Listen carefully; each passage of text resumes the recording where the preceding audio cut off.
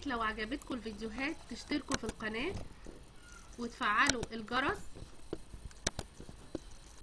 ريحان بعد حوالي اسبوعين، بس انا شايفين الحته اللي هناك دي انا اللي مقرطفاه، لان هو ريحان ريحته قويه. ريحان قرطفاه عشان كنت عملت بيها الفراخ المقرمشه، لما تبلتها بيها خدت هنا ريحان، بس هو طبعا بيطلع عن كده بيبقى كبير جدا وريحته جميله وريحان. بس وريته لكم برده في المرحله دي، ده عدى عليه اسبوعين، طلع كده حوالي اسبوعين بالظبط، وبيطلع كده بعدين بيعلى خالص ريحان. بس ريحته خطيره خطيره خطيره، ما تتبلي بيه حاجه او مع المكرونه رائع. وهتشوفوا دلوقتي الفيديو بتاعه ازاي نزرعه. السلام عليكم جميعا في فيديو جديد للزراعة مع أحلى وصفة مع منى. النهاردة هنزرع حاجة جديدة من زراعتنا، وهوريكم هي اللي هو ازرع في البلكونة واحصد برضو من البلكونة. هنشوف النهاردة هنزرع البازيليكوم أو الريحان. ازاي نزرع الريحان؟ هو ليه تكنيك بسيط قوي وسهل قوي، خطوات سهلة قوي. أول حاجة أنا عندي دي كانت علبة عندي، كانت علبة بتاعت عنب اللي بيتباع ده في المحلات، ساعات بيحطوه كده في علب كده، او اي علبة عندك تكون متخرمة. ولو ما فيش اي علبة برضو تخرميها باي حاجة زي ما وريناها لكم قبل كده في فيديو بتاع الطماطم. وهعمل ايه بقى دلوقتي؟ اول حاجة هو بابا هو هيوريها لكم ان هو متمكن في ده. هنعمل ايه بقى؟ هنحط التربة بتاعتي في العلبة دي كده بالشكل ده كده،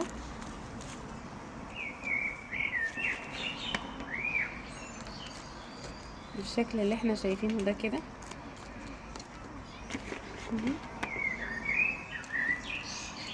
نبدأ نحط البذور. لو انتوا عندكم حاجة مخرمة كده زي شبكة او اي حاجة زي كده عشان نحط البذور، عشان نبقى عارفين ان احنا نضمن ان انا مفرقة بين كل بذرة والتانية.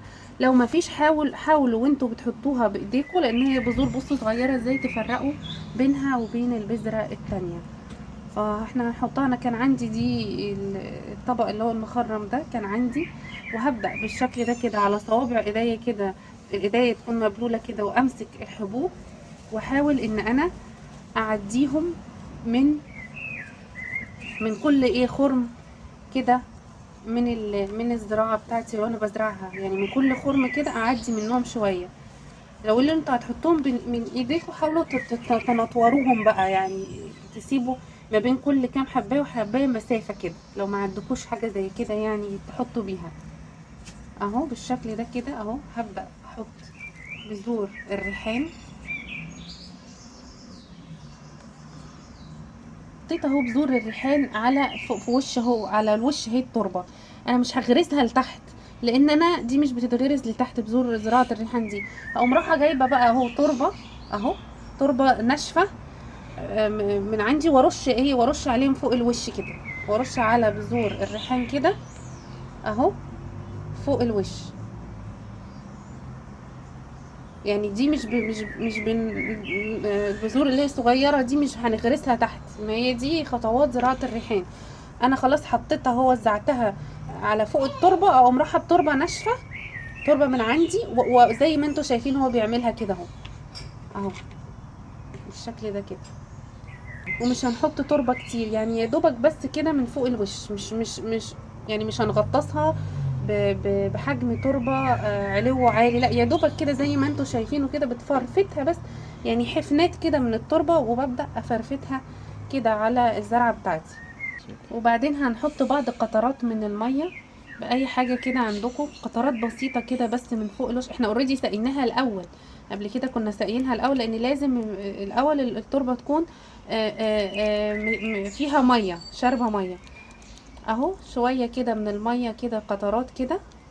واحنا بنعملها بحاجة كده زي بقطارة كده او حاجة، ليه بقى؟ علشان لو مية كتيرة هتقوم واخدة الحبوب ونازلة تحت ومش هتطلع. فلازم بأي حاجة كده زي قطارة او حاجة تبلبل او تسقي الجزء الاولاني من التربة. ولازم تحطها في مكان يكون دافي عشان يطلع الريحان، مكان يكون دافي. ممكن المطبخ برضو بتطلع مش بتموت، او ممكن في البلكونه لو عندك شمس بتحطيها فيها. بس خلاص كده. وكنت عايزه اوريكم النعناع هو اللي كنت وريته لكم قبل كده كبر، بس النعناع زرعه مختلف عن الريحان، هي سبحان الله كل زرعه ليها طريقتها شويه. فبرضو ان شاء الله هنبقى نعمل زرع، وان شاء الله هتطلع وهتعجبكم قوي. وان شاء الله اشوفكم الفيديو الجاي، وما تنسوش تشتركوا في القناة لو عجبكم الفيديو. اشوفكم الفيديو الجاي على خير، مع السلامة.